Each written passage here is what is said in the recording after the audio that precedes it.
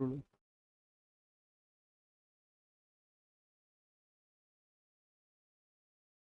हिंद दोस्तों, मैं नवीन शर्मा आप सभी का स्वागत करता हूं। आशा करता हूं आप सब एकदम अच्छे हैं, एकदम बेहतरीन हैं। एक बार सारे प्यारे साथी बताएंगे आप सब कैसे हैं। उम्मीद करेंगे एकदम अच्छे होंगे, एकदम बेहतरीन होंगे, एकदम शानदार होंगे। और साथ ही आप लोग आज पहुंच चुके हैं हिंदी साहित्य। तो आज हम हिंदी साहित्य को शुरू कर रहे हैं और मैंने आपको बताया था कि लगभग 10 से 12 कक्षाओं में हमारा हिंदी साहित्य होगा। जितनी चीज़ें मैं आपको पढ़ाऊंगा, साथ ही आप लोगों का एक कर्तव्य होगा, एक नैतिक कर्तव्य होगा कि आप पिछली चीज़ों को रिवाइज करके ही अगली कक्षा में आएंगे, क्योंकि यहाँ पर चीज़ों का एक क्रम होगा और हम एक क्रम से पढ़ रहे होंगे। अगर आप बीच बीच में कहीं पर कक्षाएं करेंगे तो साथ ही उन बातों का फिर मैं जवाब नहीं दूँ, क्योंकि उसका कोई अर्थ नहीं बनेगा। तो इसीलिए प्लीज क्रम से पढ़ना, रोज पढ़ना इंपॉर्टेंट पार्ट है। अगर मैं हिंदी साहित्य की बात करूं तो आप इसमें 6 से 8 क्वेश्चन का एक आधार मान के चल सकते हैं। आप ये मान लें कि आपकी परीक्षा में 6 से 8 प्रश्न क्या है हिंदी साहित्य के होंगे। वो कम ज़्यादा भी हो सकते हैं। ठीक है, शुरू करेंगे साथी। आज हमारी क्लास 1 होगी। धीरे धीरे हम आगे बढ़ते रहेंगे।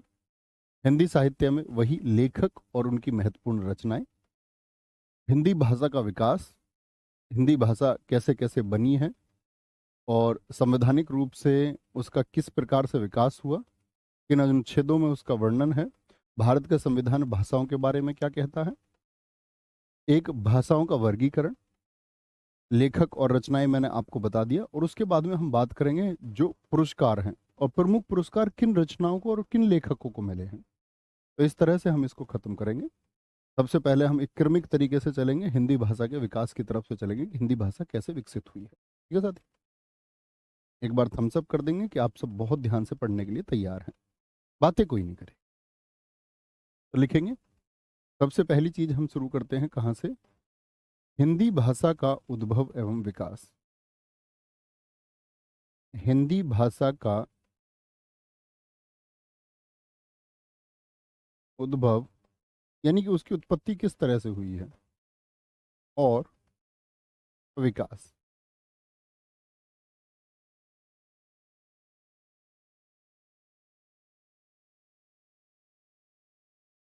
लिखेंगे, हिंदी भाषा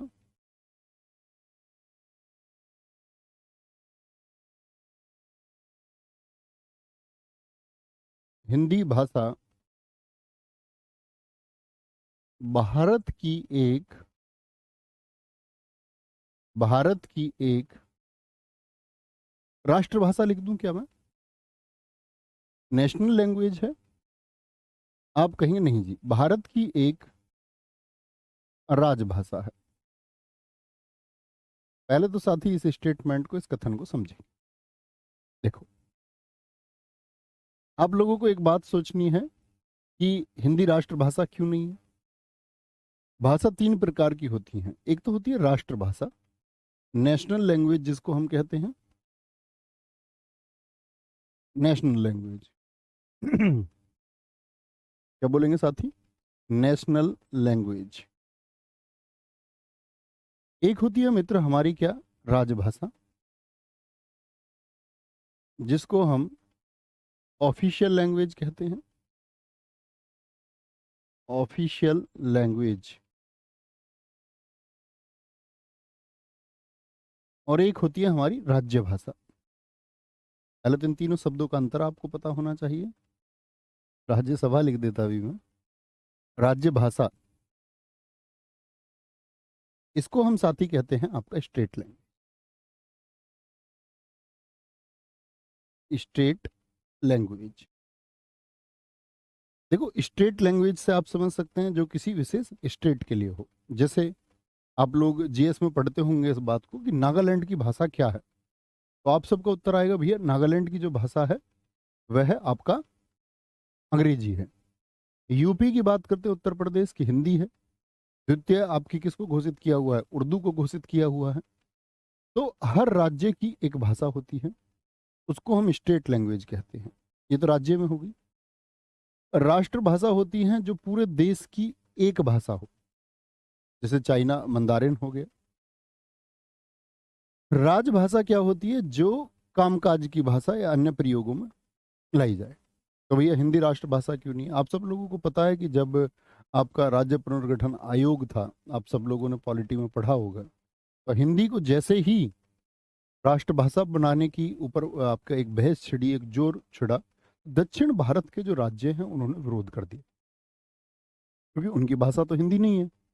उनकी भाषा क्या है आपका, आप देखें, तमिलनाडु क्षेत्र में तमिल बोली जाती है, आंध्र प्रदेश में तेलुगु बोली जाती है, कर्नाटक क्षेत्र की बात करें तुलु और कन्नड़ बोली जाती है, ठीक है, केरल में मलयालम बोली जाती है। यानी दक्षिण भारत की भाषाएं क्या है, अलग है। महाराष्ट्र मराठी है। उत्तर भारत का क्षेत्र और उसका विरोध किसने कर दिया? दक्षिण भारत में। सरकारों को भी यही सही लगा कि भाई अगर हम किसी एक भाषा को, भाई अपना महत्व देखो, हम सब हिंदी वाले, अगर हम बोले उत्तर भारत के लोग तो हमको हिंदी में प्राउड महसूस होता है, लेकिन उसी बात को हम दक्षिण भारत के संदर्भ में करें और तमिलनाडु का कोई व्यक्ति तो शायद उसको वो गर्व महसूस नहीं होगा जो हम कर सकते हैं। उनके हिसाब से फिर तमिल होनी चाहिए। तो उस विरोध की वजह से क्या किया गया कि हिंदी को क्या बनाया गया है साथी आपका, हिंदी को बनाया गया है एक राजभाषा। तो हिंदी क्या है? आप बोलेंगे राष्ट्रभाषा नहीं है, नेशनल लैंग्वेज नहीं है, स्टेट लैंग्वेज नहीं है। कैसी लैंग्वेज है? एक ऑफिशियल लैंग्वेज है। पहले तो ये बात क्लियर रखनी है, ठीक है? इतनी बात याद रखेंगे, आगे आते। अगर साथी मैं बात करूं, लिखना अगली बात को, आज दुनिया में, आज दुनिया में लगभग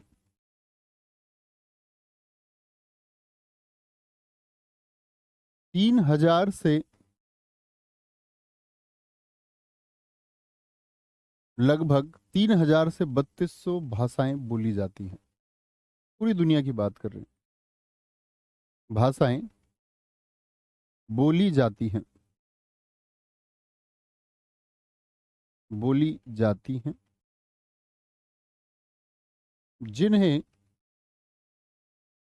जिन्हें 13 भाषा परिवारों में बांटा गया है। 13 भाषा परिवारों में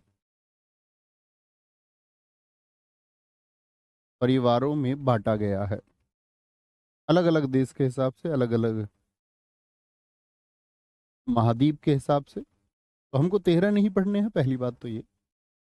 13 भाषा परिवारों से मतलब है, जैसे कि हिंदी किसी का भाग है, किसका भाग है, तो वह कौन सी भाषा है जिसके द्वारा हिंदी जन्मी है। जैसे दक्षिण भारत का तो हो गया आपका एक द्रविड़ भाषा होगी, ओसेनियाई क्षेत्र हो गया, ऑस्ट्रेलियाई क्षेत्र हो गया आपका, रसिया वाला क्षेत्र हो गया, रूस वाला क्षेत्र हो गया आपका, ग्रीक भाषा परिवार हो गए, जैसे हम बात कर सकते हैं आपका अन्य। तो जिन्हें 13 भाषा परिवारों में बांटा गया, आपका सहारा वाला क्षेत्र है जहां पर आपका अफ्रीका है, अमेरिका क्षेत्र है, याद रख लेना, अगली बात पर आएंगे। हिंदी हिंदी जो है आपका वो भारोपीय भाषा परिवार का हिस्सा है। कौन से परिवार में आती है 13 में से? हिंदी भारोपीय भाषा परिवार का हिस्सा है। सारे भाषा परिवार हैं, चीन का अलग भाषा परिवार है, वो आता है आपका मंदारिन में, चीनी मंदारिन हो गया, अमेरिकी भाषा हो गई आपका, मरुस्थली भाषा हो गई जो सहारा क्षेत्र के लिए थी, भारत के दक्षिण भारत की होगी। लेकिन उत्तर भारत की हिंदी किस में आएगी? तो आप कहेंगे वो कौन सा परिवार है? सबसे इंपॉर्टेंट प्रश्न बनता है, महत्वपूर्ण जब मैं कहूं तो महत्वपूर्ण मार्क कर लेना, लिखेंगे हिंदी किस भाषा परिवार में आती है, तो हम कहेंगे हिंदी भारोपीय भाषा परिवार का हिस्सा है। कोई दिक्कत? और ठीक लिखा राहुल वर्मा जी। अगली बात पर चलेंगे साथी, आगे। भारत में जब भाषा परिवारों की बात आती है, भारत में आपका 4 भाषा परिवार हैं, 4 भाषा परिवार हैं, यानी कि भारोपीय तो है ही है, उसके अलावा अन्य भी हैं। भाई ऐसा थोड़ी कि पूरे भारत में सिर्फ हिंदी ही बोली जाती है। आप कहेंगे हिंदी तो भारोपीय भाषा परिवार का होगी, लेकिन हिंदी के अलावा भी भारत में अन्य भाषाएं भी तो बोली जाती हैं। जी हाँ, तो भारत में 4 भाषा परिवार हैं जिनके नाम है आपका, एक तो पहला हो गया भारोपीय, दूसरा होगा आपका साथी द्रविड़, एक तो हो गया भारोपीय। द्रविड़ बताएं, अभी मैंने आपसे जिक्र किया किस दिशा में बोली जाती है भारत के। मैंने आपको इतिहास में भी बताया था द्रविडियन और आर्यंस के बारे में। एक ऑस्ट्रिक भाषा परिवार चलता है भारत में। ऑस्ट्रिक भी आप मुझे बताएं अगर कोई जानता है कि ऑस्ट्रिक कहाँ के लोग हैं, कहाँ से आए हुए लोग हैं। एक चीनी तिब्बती भाषा परिवार, चीनी तिब्बती भाषा परिवार। ठीक है। देखो, अगर आपसे कभी पूछे कि भारत में जो भाषाएं बोली जाती हैं उनको कितने भाषा परिवारों में बांटा जाता है, पूरी दुनिया को तो 13 में, लेकिन भारत के संदर्भ की यदि बात करते हैं तो साथी कितने भाषा परिवारों में 4, जिसमें से एक भारोपीय है और जो सबसे ज्यादा बोला जाता है। अगर मैं बात करूं आपसे तो 73% जो लोग हैं, 73 to 74% क्या भारोपीय भाषाओं को बोलते हैं। द्रविड़ भाषा की यदि मैं बात करता हूं तो आपसे लगभग 1/4 देश की जनसंख्या का, इन लोगों की जनसंख्या की बात कर रहा हूं, 1/4 क्या है, द्रविडियन है, यानी दक्षिण भारत की भाषाओं को बोलते हैं। जैसे हम एक भारत की अगर बात करें जनसंख्या की तो 130 करोड़ यदि माने तो 130 करोड़ का चौथाई आप कर सकते हैं। तो आप ये संख्या लगभग एक अनुमान लगा सकते हैं कि क्या बोलेंगे आपका कि द्रविड़ कितने प्रतिशत हैं। ऑस्ट्रिक भाषा परिवार है भारत में 1.3% और चीनी तिब्बती परिवार है भारत में 0.7%। अब बात आई जी, ये भारोपीय है, ये कौन कौन सी प्रमुख भाषाएं इसमें आती हैं। तो साथी इसमें हम बात करेंगे आपसे कौन कौन सी उत्तर भारत में कौन कौन सी बोली जाती है। एक तो हिंदी ही हो गई, मैंने आपको बताया हिंदी बोलने वाले लोग भारत में बहुत हैं। हिंदी हो गई आपका, राजस्थानी हो गई, राजस्थानी हो गई, गुजराती हो गई आपका, गुजराती हो गई आपका। ठीक है। जो पहाड़ी भाषा है भारत के ऊपर की, पहाड़ी भाषा, जैसे आपका बिहार की भाषा हम बोल सकते हैं बिहारी भाषा है। मगही आप पढ़ेंगे, मैथिली, भोजपुरी, अभी पढ़ाऊंगा शायद आज ही कक्षा में हम पहुंच जाएंगे। द्रविड़ में कौन कौन सी आएंगी आपका, दक्षिण भारत की भाषाएं। दक्षिण भारत की कौन कौन सी, मलयालम, मलयालम कहाँ की है, केरल की। हम बात कर सकते हैं कर्नाटक की, कन्नड़ की, कन्नड़ की। आंध्र प्रदेश की तेलुगु की बात हम कर सकते हैं। ठीक है। और तमिलनाडु की तमिल की बात हम कर सकते हैं, तमिल की बात हम कर सकते हैं। ऑस्ट्रिक की यदि हम बात करें, ऑस्ट्रिक, ऑस्ट्रिक है आपका किस क्षेत्र की साथी, जो दक्षिण एशिया के देश, दक्षिण एशिया से जो आक्रमणकारी भारत में आए या पूर्वी एशिया से आकर के जो लोग भारत में बसे, या पूर्वी एशिया की इस भाषा का प्रभाव भारतीयों पर